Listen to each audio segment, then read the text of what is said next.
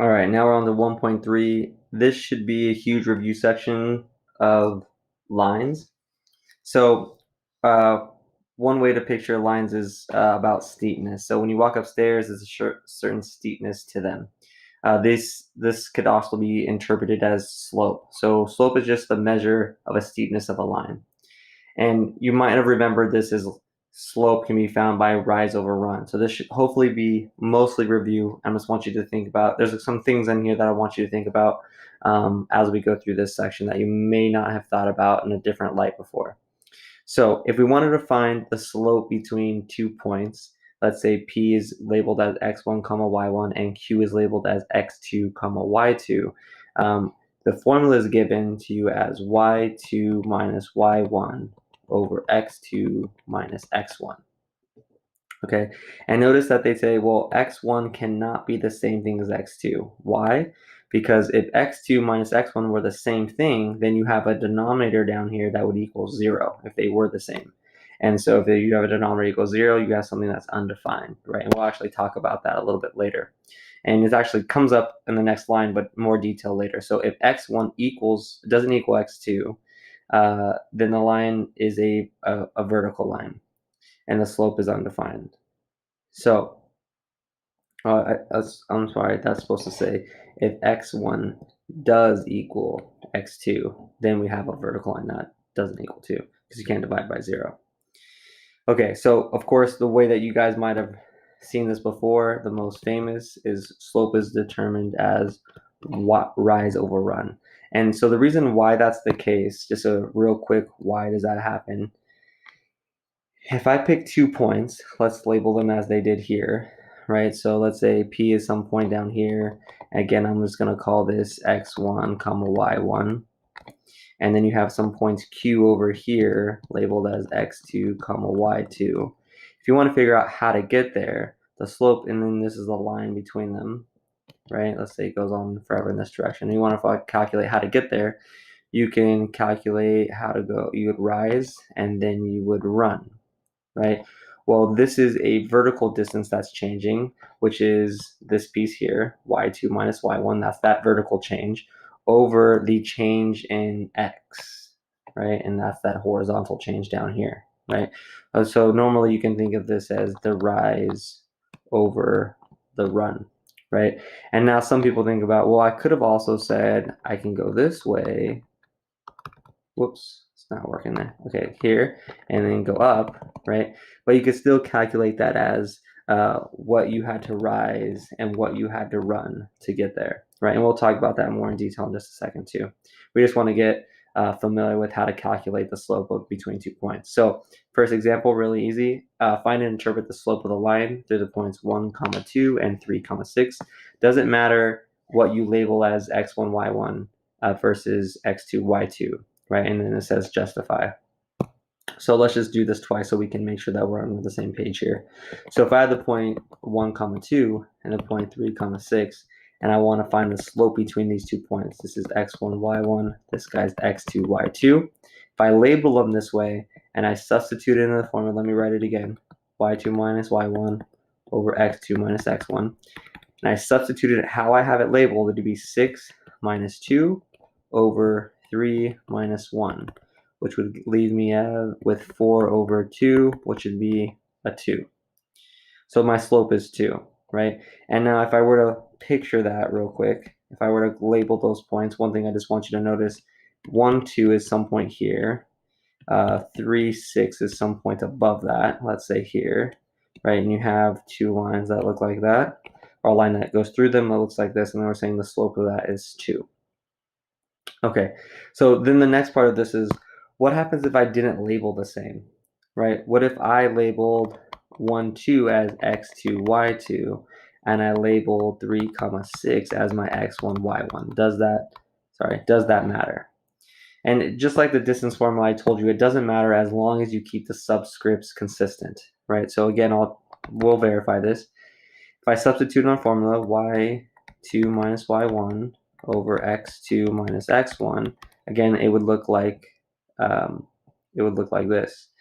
Your y2 now is 2 minus your y1 is now 6 divided by x2, which is 1 minus x2 is 1 minus x1, which is 3. This becomes negative 4 over negative 2, but notice a negative divided by negative is a positive, and so you still get 2. So that's usually a huge question that comes to mind, like, does it matter how I label them? Again, as you see, it doesn't matter. You still simplify to the same exact answer, right? And I'm going to depict this later on through an example of why it doesn't matter how you label them, as long as you're consistent with the 1, 1, 2, 2 thing. All right, so example 1, again, just how do you find the slope between 2 points? As long as you have the formula down, you're pretty much good to go. Now we're going to do that a bunch in example number 2, so let me scroll down here. Let me pause real fast and make sure you guys have that down.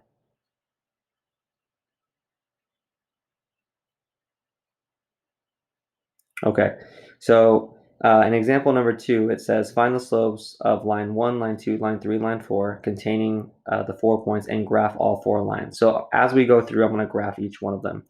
So you're given the point 2, negative 1 the whole time. That's your P, and they're just changing your Q. So let's just keep this consistent as their x1, y1, and let's just make whatever Q value they give us x2, y2. So my slope then would just be, in this case, 3 minus negative 1, that's y2 minus y1, over x2 minus x1. And so that's going to give me a positive, or 3 minus a negative. Those two negatives become a positive, so I get 4 over 2, which is 2. So my slope between these 2 points is 2. Let's graph that now. So we have 2, negative 1. That point's not going to change. That's their P. Our Q1 was 4, 3. So here, that's our Q1. And just to get a cool, accurate graph of this thing, let's see, that's probably as good as I can get it. And so here's your line. That's your L. Whoops. That's your L1 there. Okay, let's change the colors here. So line 2 is going to be found by, again, starting from your P value, but now your Q value is going to be negative 1, 4. So again, my slope is going to be found by 4 minus negative 1, y2 minus y1, over x2 minus x1. So that's going to give me 5 over negative 3. Again, I don't like that negative written in the denominator there, so I'm going to write negative 5 over 3, right? Just to be consistent with your homework, because it'll mark you wrong for stupid little things like that. So negative 1, 4 placed here. That's my Q2 here. Let's get that out. Draw a line between those. And that would be my L2. All right, next one. Change these colors again. Okay, again, I'm labeling this x1, y1, x2, y2. Should be bored of this by now, hopefully. This would be 5 minus negative 1 over 2 minus 2, which would be 6 over 0. Oh, we have a problem right here. This thing is undefined, right? So let's see why that's the case. So Q3, if I were to graph that, that's 3, 5. Sorry, my Q3 is 2, 5, I'm sorry. So my Q3 would be here. And if I graph that, obviously we have this vertical line that I was talking about. We'd get more in detail in. Here we are. So that should be a 90-degree angle. Or not. Come on. There we go. Okay. So here's your L3, right? So there's a couple things. Example 2 is not going to illustrate, and I'm going to write it down in these 1, 2, 3, 4 steps below here. But let's just get through that. So notice that one thing I want to notice right now is that this blue line is vertical, and it happens to have a slope that's undefined because it's vertical. Okay, so the next piece of this, right? Let's label this again. Let's go. We haven't done a black line yet. So here's x1, y1 again, x2, y2. You get m is equal to negative 1 minus negative 1 all over 8 minus 2. We get 0 over 6, which is going to be 0. 0 divided by any non-zero number is going to give you 0. So then if I were to graph that again, we have 8, -1, which is here. So now we have a line like this. Oops. And that's your L4. Okay, so again, notice this is a horizontal line, and the slope of a horizontal line happens to be 0. So what we want to do is take this line 1, line 2, line 3, line 4 thing and kind of summarize it in detail what happens here. So number 1 says, when the slope of a line is positive, the line slants blank. So notice that in part A of example 2, our slope was a positive 2. So it slants upwards and to the right. So we can say upwards to the right, right? It's going we can say going upwards from left to right. That might be a better description. Slants upwards from left to right. Just like you read graphs or books, you're going to read graphs the same way. You're going to always read left to right. So as I'm scanning this, I'm going to highlight it just to be dramatic here. As I'm scanning this, right, I'm reading this L1 like this, right? So as I go from left to right, my graph is going upwards. So that's how I know my slope is positive. When the slope is 0, the line is what? So we notice that in part D, our slope is 0. And what type of line is L4? This is a horizontal line. Okay, so if you have a slope that's 0, we know the line is going to be horizontal. Whereas if, let's just jump to 4, if the slope is undefined, we know the line is going to be vertical, right? So again, that's like L3 here. And lastly, if the slope is negative, it slopes downwards. Sorry about that, from left to right. Okay. The key things I want you to remember is the faster you remember 1 and 4, it's going to make your calculus teacher so happy, right? And here's one way I always memorized it. So I know that this drawing is going to be horrible, but when gyms were open, right, we used to go on these things called treadmills, right? And so you'd have this is a horrible drawing, right? And then you have this belt or whatever here, right? And here's you running on this thing. Oh, who are you kidding? No one runs on this thing, right? But there's 2 buttons on here and here, right? One of them controls the incline and the other one controls the speed. And we don't like to hit either one of these buttons. I hope you guys really agree with that, right? No one likes doing cardio.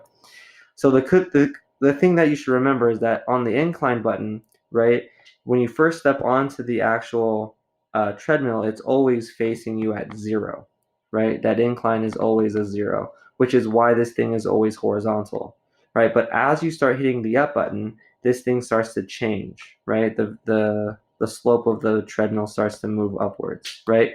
And believe it or not, it actually can move downwards too, right? So you can actually run downhill on a treadmill. If you didn't know that, you're welcome. So the thing to remember is that when you first step on a treadmill, that's how I always think about it. When you first step on it, that incline is always 0, and that means the treadmill is horizontal. So horizontal lines have 0 slope, right? Versus you can never run on a treadmill, right? Like if it was completely vertical, there's no way you're running on this thing like this, right? This doesn't even make sense. So vertical lines have undefined slopes, right? Your treadmill will never do that. Otherwise, you would sue, Planet Fitness or wherever you go, right? So just 2 ways to remember 2 and 4. Horizontal lines, slopes are 0. Vertical lines, slopes are undefined.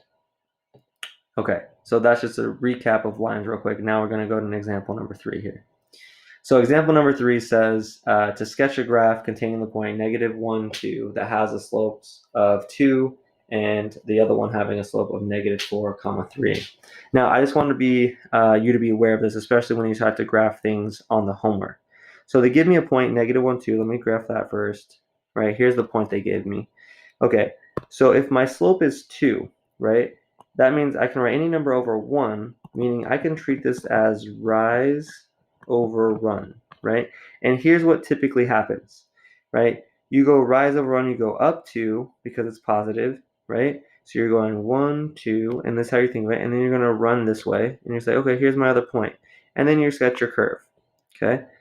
When you're doing this on the homework, for some reason, what happens is that you might get a point like over here, and you're like, hey, I can't go up. What am I supposed to do, right? So what you have to realize is that rise over run means that you don't have to, I mean, most people think of it as going rising upwards because this number is positive, and they run to the right because that number is positive, right? Because if you look at a number line, positive numbers are to the right and negative numbers are to the left. Okay, just so we're clear on this, and you're probably like, oh, duh, right? So make sure that when you're doing the homework, you don't make this mistake. So again, of course, I can rise up to, go to the right one, and here's my other point, right? But I could have also gone down to and to the left one and graphed that point as well. And of course, that's going to be on the line too. Now the question, I always get the question, well, like, why can you go down to and to the left one, right? I thought you always had to go up to right one, up to right one, right? So on and so forth. And the reason for that is, think of it like this. The reason why you think of going up to and to the right one is because both of these numbers are positive, right? You see a positive number, you think of going upwards. You see a positive number in the denominator, seems to run to the right one. But this is lame, but couldn't I write the number 2 as -2 over -1? That simplifies to 2, correct?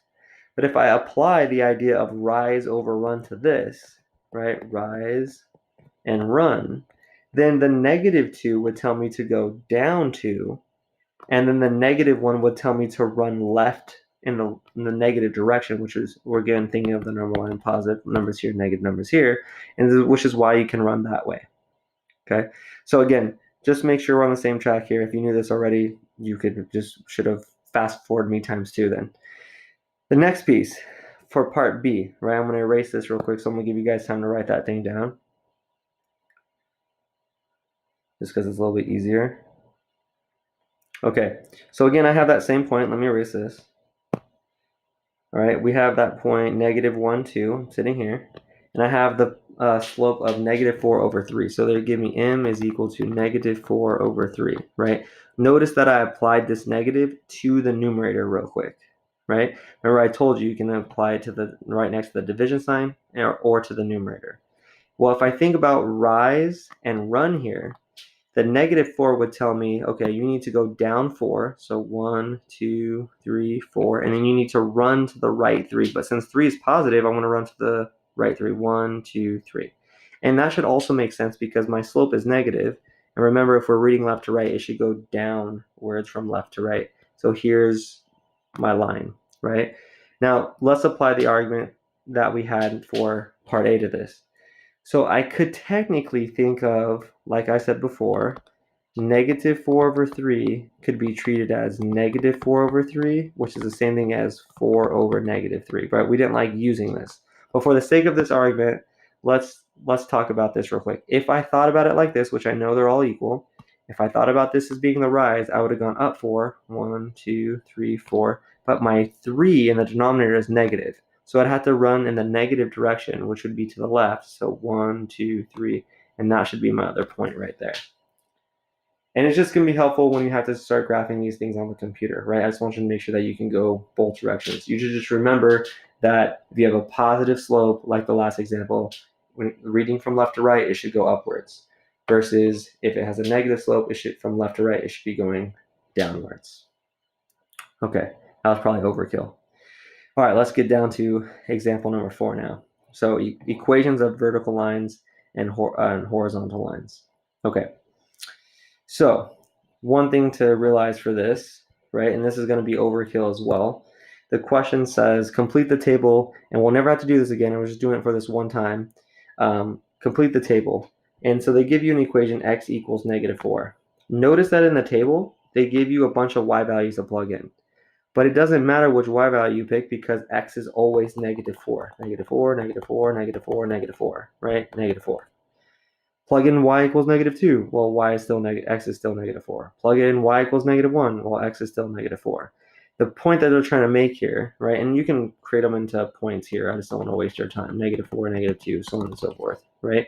If you were to plot these points, -4, -2, you're here, -4, -1 here, -4, 0, -4, 1, -4, 2, you start to realize that this x equals -4 happens to be just this vertical line that looks just like this. Right? This is the equation x equals -4, right? Okay, sidebar real quick. Remember in the last section when I told you to find x-intercepts, right? And I said, hey, you let y equals 0, right? Don't write this down.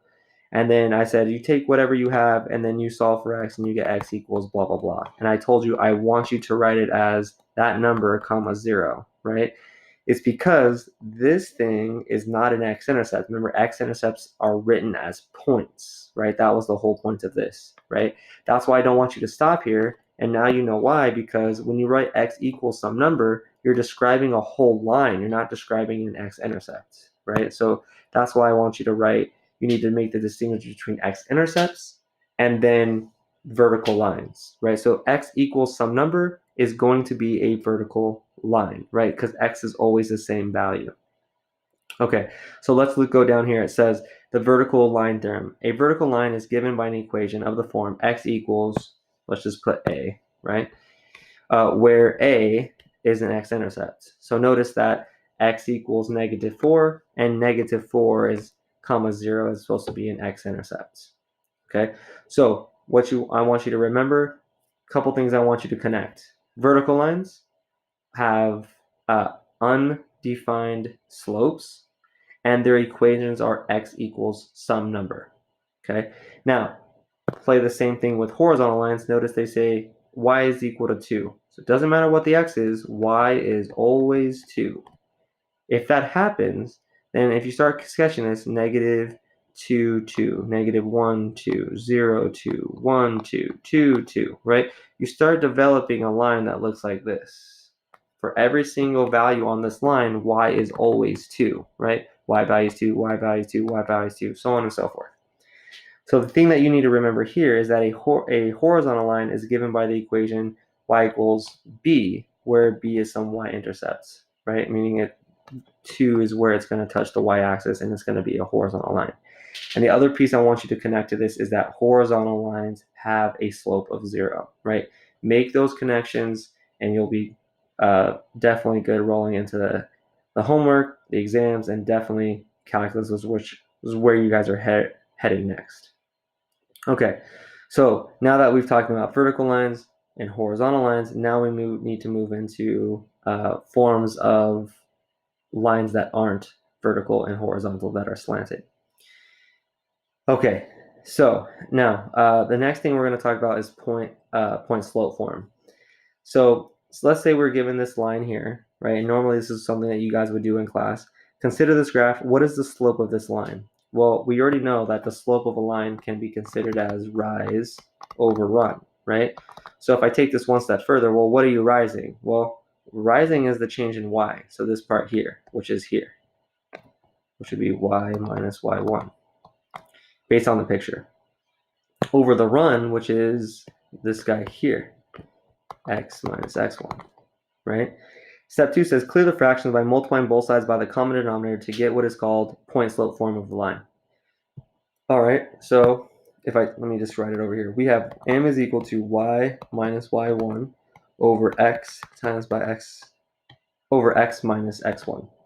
If I multiply both sides by x minus x1, you would get m times by x minus x1 is equal to y minus y1, which is what we put here. M times x minus x1 is equal to y minus y1. So we actually don't write it in this form. Point slope form, which I'll write down here, is actually given to you as y minus y1. We usually write it in this convenient form, m times x minus x1. Okay.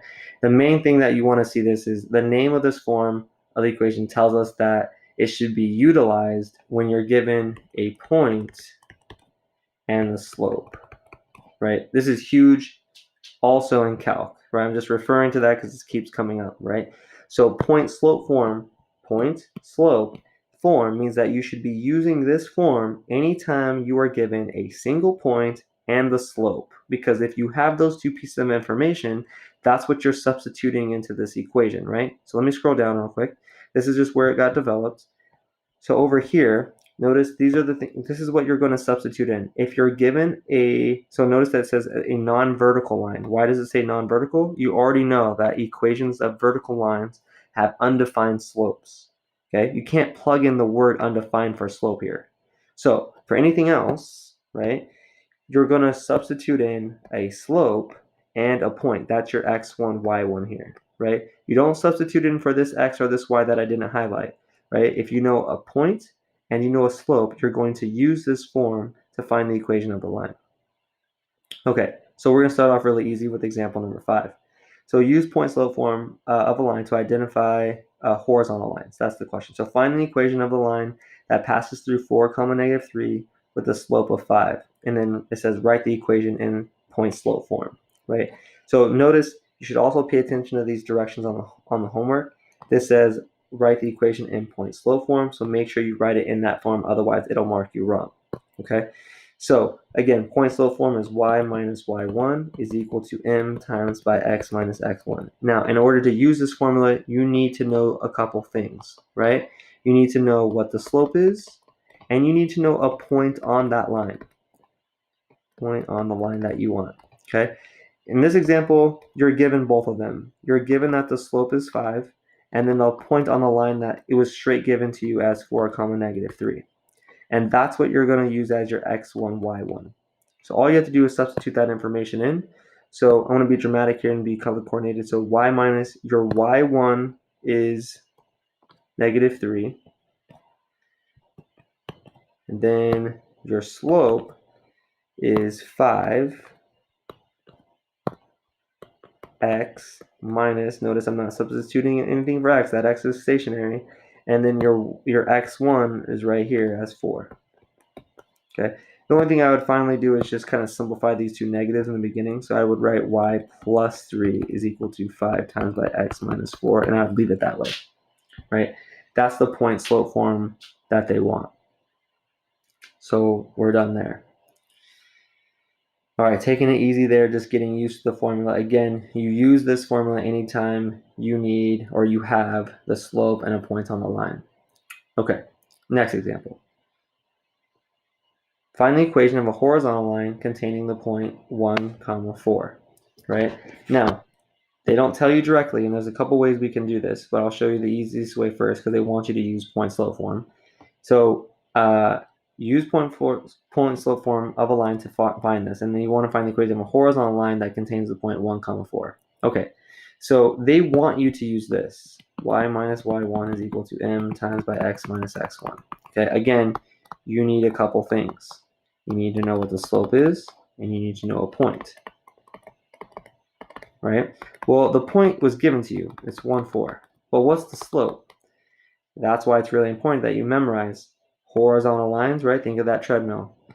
Horizontal lines, treadmill, flat, means your slope would have to be 0, right? So because they told you horizontal lines, they don't tell you what the slope is directly. You're supposed to remember horizontal lines have a slope of 0. If I substitute all that information in, you'd end up getting y minus my y1, my x1, y1 is 4, equals my slope, which is 0. Now the rest of this isn't going to really matter. X minus x1, which should just be 1. And obviously on the left-hand side, sorry, on the right-hand side, we get a big fat 0. You get y minus 4, you get y equals 4 as my final answer. Now, why did we have to do all that? Just because of the way the directions said it. Now, on the homework, on the test, you should do it a lot quicker. You already know, right, let me pause for a second so you guys have that down. You already know what the slope of, what a horizontal equation looks like, horizontal line equation looks like. It's right here, right? We said earlier, a horizontal line has a formula, y equals some number, okay? So if I just think about what this question is asking me to do without trying to apply formulas to everything all the time and just kind of understand what they want. They give me a point, right? They're giving me, okay, that is a horrible line. Okay, try that again. We have one, 2, 3, 4. We have some point out here. They want an equation of a line that goes through that particular point, right? Here's x, here's y. If it goes to the point 1, 4, then every single, and it's horizontal, every single point on this line better have a y value of 4, right? So that's why we can just directly go, well, this has to be y equals 4. Done. We wouldn't have to show any of that work, right? So that this is usually in class. So we don't have to show all that work for this? No, you don't have to show all that because you already know what the equation of horizontal lines are. I hope that you can just picture what you need and then go right to the equation. Of course, if you do it this way, you're not going to get marked wrong either. It's just going to save you some time. Okay, next one. Find the equation of a line given 2 points. Now we're just getting more and more intense. Okay, so the first question says, find an equation of a line that passes through the points -2, 1, and 7, 4, and write the equation in point slope form. So the first thing we need to do is find the slope between these 2 points. But we know how to do that. That's found by y2 minus y1 over x2 minus x1. So now we just need to label them. x1, y1, x2, y2. If I substitute that in, my slope is going to be, this is how I labeled it, 4 minus 1 all over 7 minus a -2. So this is going to be 3 over, those two negatives become a positive, a 9, which is 1/3. So that's my slope. So then it says, use point slope to write an equation of a line. Okay, so here's the next thing I want you to realize. Because you see point slope formula. You think, okay, I have y minus y1 is equal to m times by x minus x1.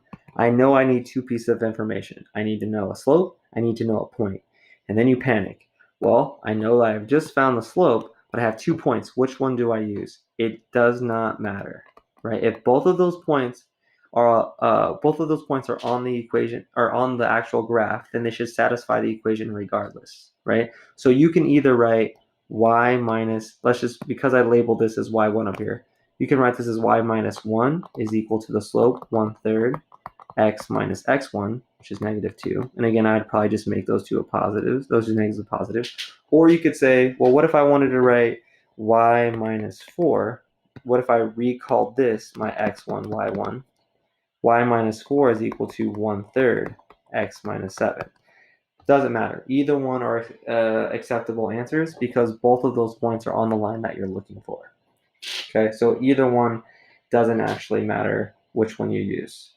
Okay, so the computer knows that too. So if you're like, well, which one is the computer going to accept? It'll accept either one, right?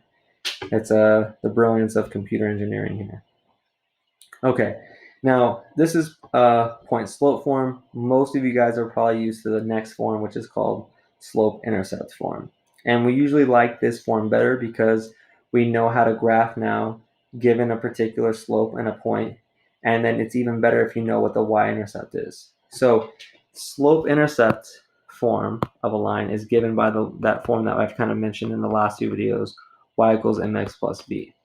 Okay, the reason why it's given that name is because your m value is your slope of your line, and of course your b value is going to be your y-intercept. Now everyone's like, well, why is that? Why does that happen? Just go back to what we've talked about before. If I told you how to find the y-intercept, what are the rules, right? Y-intercepts are found by letting x be 0. If you plugged in 0 for y equals mx plus b, notice that you have 0 times m, which is 0, so you get y equals b, right? So that's why you're getting a y-intercept of 0, b, right? So we kind of like this form a lot. Most of the time we make you write, I'm going to erase that. You don't really need that. I'm just showing you why that came there. But most of the time we ask you to write your answers in slope-intercept form, right? So you might want to get used to that. Okay, so in example number 7, we basically have 2 lines, right? And I just want you to basically turn your point slope form into slope intercept form, right? So it doesn't matter which one. So, and I'll do it for both so I can show you that it doesn't matter which one of these you use. So let's start off by picking this one. If I put y minus 1 is equal to 1/3, let's just change this to x plus 2 because these two negatives make a positive. If I told you to turn it into slope-intercept form, basically all I'm saying is I want you to solve for y. I want y equals with everything else on the right-hand side. So the first thing I want to do is I'm going to distribute this 1/3. So my y minus 1 is equal to 1/3 x plus 1/3 times 2 is 2/3. And then all I have to do is now add 1 to both sides. So I have y is equal to 1/3 x plus, now if I take 2/3 and add 1 to it, side work real quick, 2/3 plus 1, it's getting late for me here, so I'm going to make sure I'm doing this right. 2/3 plus 3/3 is going to be 5/3. And so that's your final answer here, right? Now, remember I told you in the last example in 7, I told you it didn't matter if you wrote this answer or you wrote this one. Let me show you that if you were to take this one and turn that into slope-intercept form too, you're going to get the same exact line, just to prove it to you, right? So this is overkill again. So y minus 4 is equal to, let me distribute the 1/3, 1/3 x minus 7/3. If I add 4 to both sides, I get y is equal to 1/3 x. And if I take negative 7/3 and add 4 to it, getting common denominators, whoops. See, told you it's getting late. All right, 3, 12. You have negative 7 plus 12, which is 5/3. Notice how you get the same answer. I know, thanks for the applause.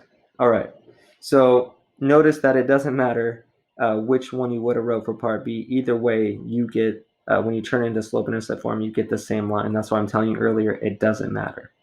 Okay, again, most of the time we like our answers in slope-intercept form. Okay, so let's keep continuing. So the first example, number 9, says identify the slope and the y-intercept of the given line and write its equation. So part A just says write the equation x equals 2y equals 8 into slope-intercept form. Again, I just want it slope-intercept form. Again, is that y equals mx plus b form, meaning I want to get the y by itself. So I'm going to subtract x first. Hope I can have enough room for this. 2y is equal to negative x plus 8. And then divide everything by 2. Okay, so I'm going to write this like this. A lot of people get confused with this. And let me just make sure we're on the right track. They write negative x over 2 plus 4. Realize that this is the same thing as negative 1/2 x plus 4, right? There's a 1 in front of here, right? And that's being multiplied by x. So don't get confused by that. So this is going to be your slope here. And this is going to be your y-intercept. So find the slope. Whoops, kind of got ahead of myself here. Slope is negative 1/2, and your y-intercept should be written as 0, 4. Okay, and then graph the equation using slope and y-intercept. Now, I want to just be clear about something. On an exam, you're going to have to write your y-intercept as a point like this. Sometimes on the homework, they'll just want you to write the number 4. So you'll notice that as you go through the homework, sometimes they say, what's the y-intercept? 4, right? But on the test, especially in calculus, you're going to want to write your y-intercepts as a point. Okay, so now graph this thing. Now we're basically putting the idea of that we did before with that example we did above where we had a point and we used that point and then used the slope to graph the line. We're going to do the same thing here for part C. So I know the y-intercept is 0, 4, so I'm going to graph that here. And then I'm using the slope to find me another point. Remember, when we graph lines, we only need 2 points. So if my slope is negative 2 over 1, or sorry, negative 1 over 2, I can go down 1 and to the right 2 to get another point, or I can go up 1 and to the left 2. And then this should be the line here. Bam. Okay, so that's part C. So I just put a note here. Remember in the last section, it was determined that to find x-intercepts, if any, you let y be 0. and then you solve for x. In addition, to find x-intercepts of anything, you let x be 0 and solve for y. By doing this, you find 2 points on the graph and a line, and you can provide enough information to graph. So that's actually another way of graphing lines. So one way is if our graph is already in slope-intercept form, right? Like we just turned it in. So we turn this into slope-intercept form. We like this form because we can just use the y-intercept and our slope to find 2 points on the graph and draw the line. Now, there's another form. So we talked about point-slope form, we talked about slope-intercept form, and now there's something called general form, or in calc, they call it standard form, right? So you might see general form slash standard form. They mean the same thing, okay? Standard form, which your book doesn't dive into for some reason, looks something like this. AX plus BY equals C. This is called general form of a line. So general form of a line. Now, sometimes when you're in this general form of a line, it's helpful to just find the x-intercepts and the y-intercepts, and I'll show you why in a second, to give a sketch of the graph, right? And so what I mean by that is, for instance, if I take negative 3y minus 2x equals negative 6, if I told you to find x-intercepts, you can actually find it really quickly, because when you let y equals 0, notice what happens. You get negative 3 times by 0 minus 2x equals negative 6. You get negative 2x equals negative 6, or x equals 3. Again, I want you to write it in that point form, so 3, 0, right? And then your y-intercept, you let x equals 0, and then you get negative 3y minus 2 times by 0 equals negative 6. Leaves you with negative 3y equals negative 6, or y equals 2. Writing it in point form, you get this. You have 2 points. 2 points determine a line, and then you sketch your line like this. Now, why is that beneficial? When it's in standard form, typically, or general form, most of the time your approach to graphing the line is just to find x and y intercepts. And the reason for that is because normally it's a little bit easier than turning this ugly thing into slope-intercept form and then getting really ugly fractions and then having to do that. So is that standard practice? It seems to be. Doesn't really matter. Again, if you're completely stuck, what can you do? Always create an XY chart and go crazy. Of course, that's why we're getting easier and easier ways to graph things. We don't always want to do that. Okay. Example number 11. It wants you to find x-intercepts, and how is this equation different from example number 9, and how should it be handled? Okay, so there's obviously a difference going on here. So if I take 2x plus 5y, they're asking me to graph this by finding x-intercepts and y-intercepts, just based on the directions, okay? So let's say we notice, oh, hey, look, it's general form. Let's take that approach where we find x-intercepts and y-intercepts.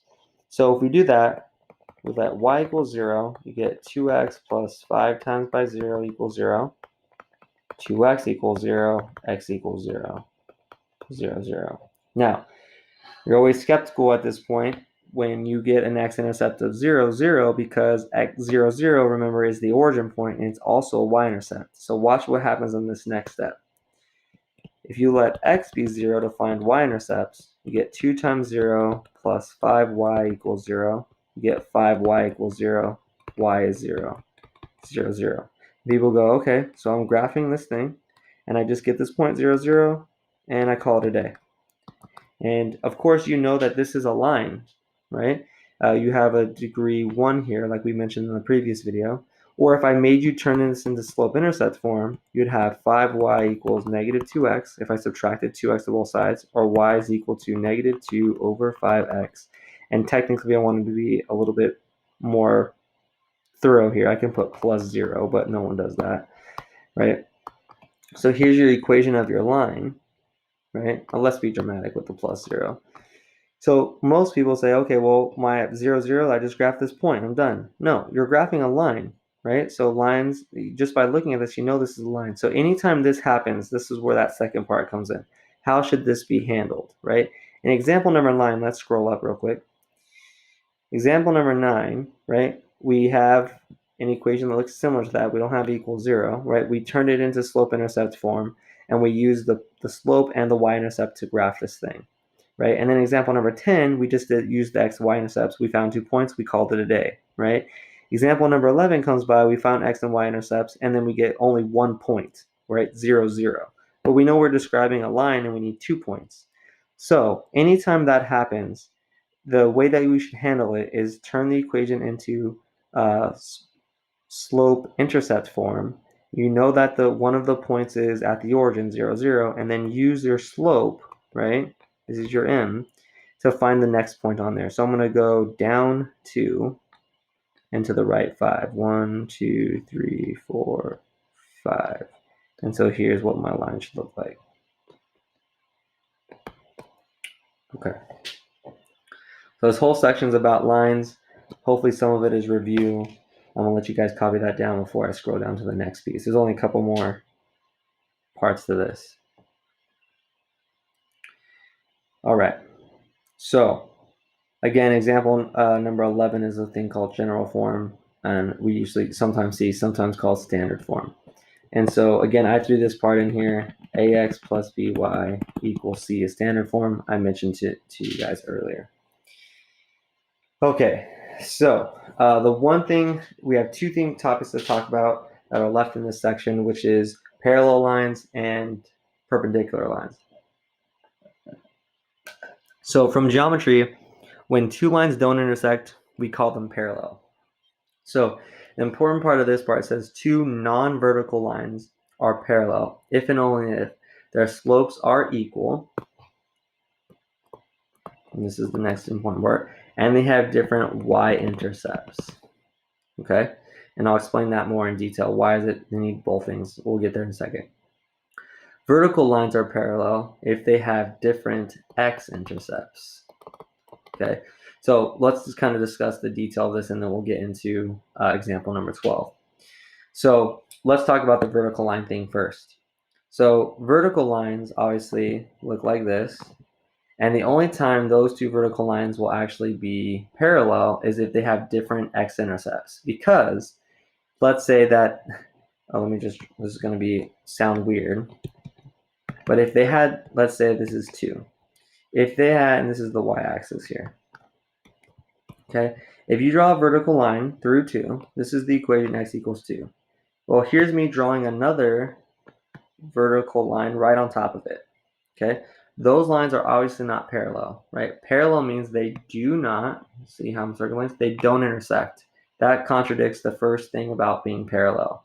So in order for 2 vertical lines to be parallel, they have to be separated, meaning they can't have the same x-intercept here, right? That's the whole purpose of the next one. Now, that kind of leads us into what happens if it's a non-vertical line. So non-vertical lines, let me erase this. So the only time non-vertical lines are parallel is if their slopes are the same, which should be obvious because obviously they don't want to touch, so they have to be increasing at the same rate. So notice that though, these guys are parallel, but they have 2 different y-intercepts. If they had the same y-intercept, they would just end up being the same line. If they had the same slope and the same y-intercept, they're the same exact line. And if that happened, you'd be drawing a line over on top of another line, and then they intersect everywhere, which again contradicts the parallel line. So when you're trying to figure out whether or not slopes or lines are parallel, you need to look at their slopes, make sure that they're equal, and you need to look at their y-intercepts and make sure that they're different. Okay, so going on to example number 12 now.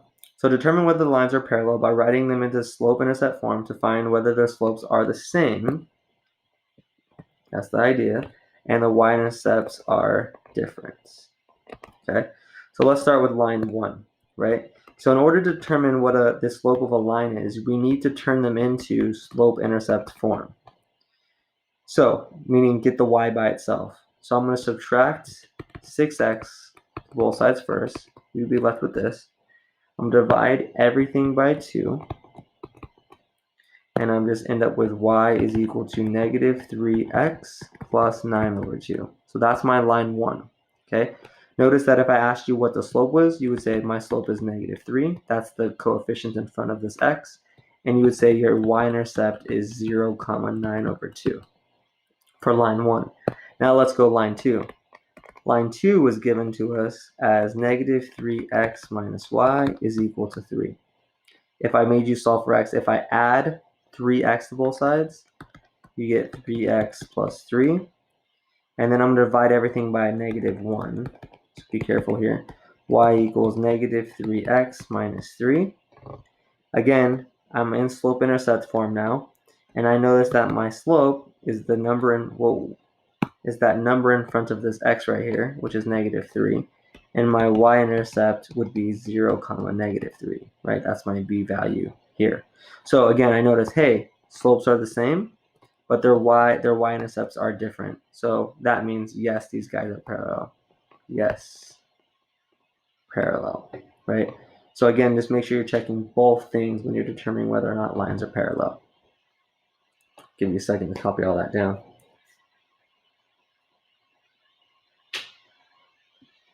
Okay, now moving on to example number 13. So it says, find an equation of a line that's parallel to 4x plus 3 equals negative 8, and it passes through 2, negative 3. Okay, now I wrote 2 steps out that I want you to do in order to solve this, but that's typically not how this will show up on an exam or on the homework. So on the homework, they're just going to give you this question here, and that's it. And you're going to be expected to do parts A and part B without steps, right? So notice that this is what I want you to take from this question. Find an equation of a line parallel to this guy, okay, that goes through this point. When you hear these words right here, find an equation of a line, the first thing I want you to think about is using y minus y1 is equal to m times by x minus x1, right? Anytime you need to find an equation of a line, that point slope formula is going to help you. But in order to use it, remember, we need 2 things. We need to know a point on the line, and we need to know what the slope is. So that's what we're after first. So the line that we want is parallel to this one, right? Well, we know parallel lines have the same slope. So part A just tell me find the slope of the line that they gave you, and then we're just going to steal that same slope. So here we go. We have 4x plus y is equal to negative 8. And so this, if I subtract 4x to both sides, I have this. Now this is the equation of the line that they gave me, right? All I'm using that for is because all I'm using that equation for is to find the slope. They tell me the equation I want is parallel to this one. So since the slope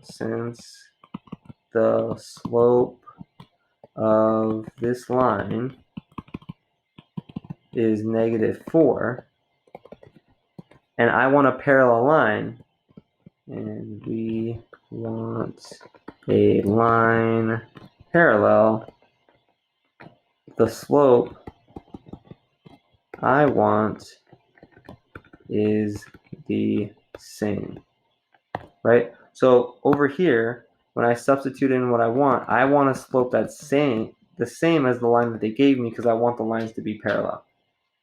Okay, but then they tell me, oh, it needs to go through the point 2, negative 3. Well, perfect. They gave me the point I need too.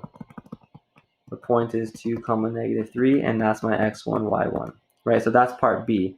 Use the point slope formula with the slope in part A to write the equation of the line in slope-intercept form. Okay, so here we go. Y minus y1 is equal to m times by x minus x1. And I'm substituting all the information I know. So I have y minus my y1 is negative. Oh, this looks horrible over here, sorry. This is my y1.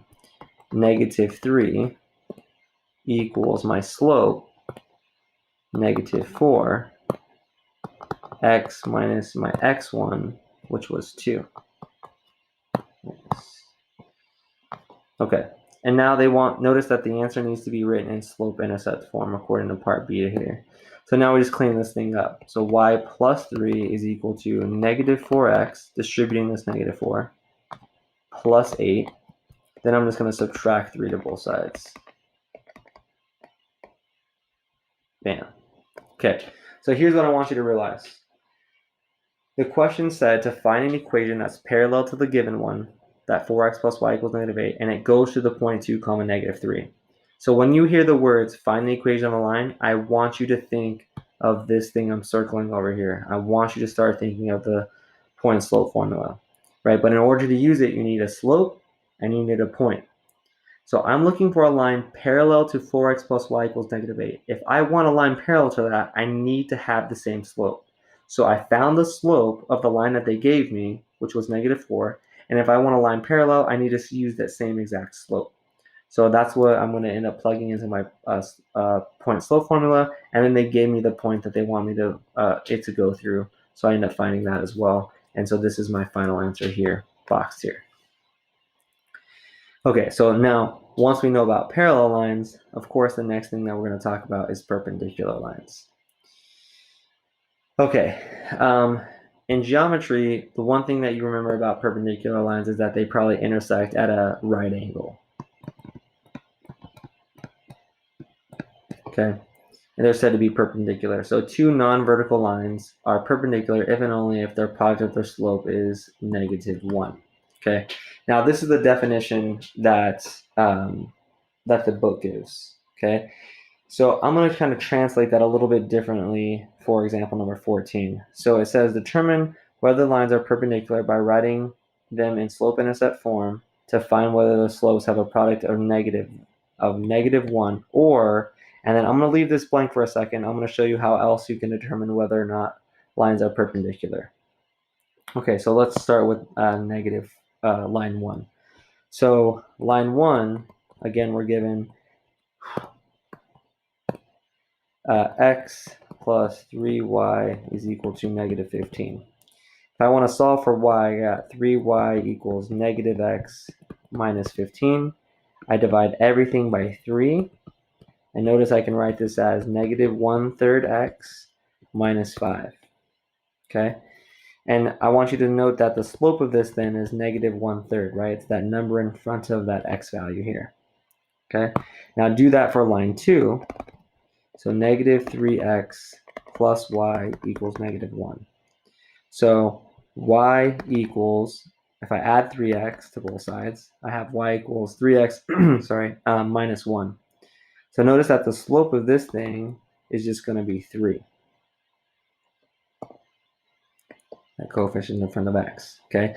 So by the definition of the book, notice that if I take the two slopes, right, let's call this m1 and m2 real quick, just the two slopes. If I take m1, I multiply it by m2, notice that I'd get -1/3 times by 3, which would of course give me -1.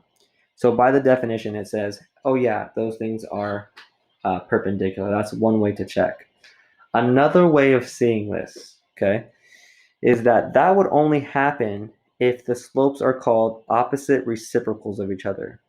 So that's where the blank part is going to come involved. So either the products are -1, that's how you can view it, or are opposite reciprocals of one another. Okay, so what do I mean by that? Okay, notice that there's two pieces of this, opposite and reciprocal, right? Some people get those things confused. Those are two separate ideas. Opposite means, like, what's the opposite of 3? You would say -3. What's the opposite of -7? You would say 7. So opposite is just the plus minus issue. Reciprocal is that flipping idea, right? So here's what I want you to notice. The reason why if you multiply the two slopes you get -1 is because if you look at the two slopes, right, -1/3 and 3, if I take -1/3 and I take the opposite of that, that would be 1/3, right? That's the opposite piece, right? Then if I took the reciprocal of that, I would flip it, 3/1, right? So if you took the opposite reciprocal of one of the slopes and got the other one, that's how you know that they're perpendicular. Right, that's usually one way people remember that. They usually don't remember that their products of the slopes is -1. However, it comes up later on in mathematics, right? But so usually this is how I'm going to say it every single time. When you have perpendicular lines, they have opposite reciprocal slopes, but I need you to remember that there is a difference between opposite and reciprocal. They don't mean the same thing. Opposite is the plus minus piece, reciprocal is that flipping piece. Okay. I think that leads us into one of our last examples, which is number 15, finally. Okay, so it says, 15 says, find an equation of perpendicular lines So find the equation of a perpendicular line to this equation they give you that goes through 2, -3 by doing the following. Okay, so let's start here. I noticed that on the homework, they're just going to give you this question, and then you're going to have to try to figure out what that answer is. I've broken it down into steps so that it makes it easier for your homework. Okay, so the first thing we need to realize is that we want to find an equation of a line, right? So in our mind, we should be thinking like, okay, at some point, I want to have to use this bad boy of a formula over here, right? That point slope form. Okay, so I want to find a line that's perpendicular to this one. So first thing I need to do is, find the slope of this one and make sure I use the opposite reciprocal of that slope. So in order to find the slope of a line, I need to turn it into slope-intercept form. So what I'm going to have to do is I'm going to add 2x to both sides first. So 2x plus 3. And then I want to divide by 5. So 2 over 5x plus 3 over 5. Okay? So then my slope for the line that they gave me is 2 over 5. Okay? So the next thing is part B. It says find the slope of the perpendicular line. So if this is the slope of the line they gave me, the perpendicular slope is opposite reciprocal to that. So opposite would be, it's positive now, so I'm going to make it negative. That's the one I'm going to use, and I'm going to flip it. So 5 over 2. Right? That's the slope that I need. This is my slope for the line that I'm looking for. So then I use point slope formula with this slope and the given point. Okay? So here we are. I have my perpendicular slope, -5 over 2. I have my point. Here's my x1, y1. So we'd have y minus my y1, which is -3, equals the perpendicular slope I need, x minus x1, which is 2. And then part C just says, okay, now solve it. Take this thing and basically solve for y. So we have y plus 3, because you have a negative times a negative, is -5 over 2, x minus 2. So y plus 3 is equal to -5 over 2x plus 5, right? Because I take this, I'm distributing this guy. If I take -5 over 2 multiplied by 2, those 2's divide out. I subtract by 3, I get -5 over 2x plus 2. Right, I just subtracted 3 to both sides there. All right, and that's our final answer. So that was a review of lines. We have one more section in chapter 1 that should be hopefully a little bit of review. Again, if you're feeling like this is not review, that's fine. That's why we're going over it. All right, and that's the end of 1.4 or 1.3.